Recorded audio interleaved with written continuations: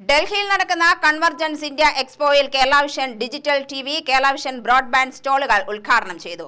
Broadcasting and cable services TRAI principal adviser Abhay Shankar Varma ഉദ്ഘാടനം നിർവഹിച്ചു.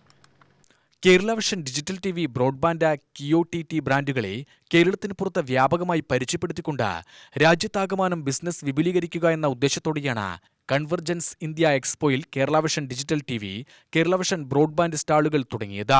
Broadcasting and cable services TRAI principal adviser Abhay Shankar Varma ഉദ്ഘാടനം നിർവഹിച്ച സ്റ്റാളുകളുള്ളത് ന്യൂഡൽഹി ഭാരത് മണ്ഡപത്തിലാണ്.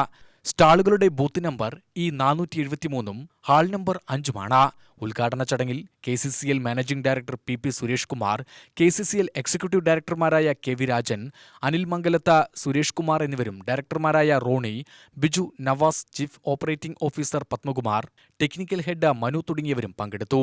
മാർച്ച് 19 ആരംഭിച്ച എക്സ്പോ 21 സമാപിക്കും. UTV news, Palakkad.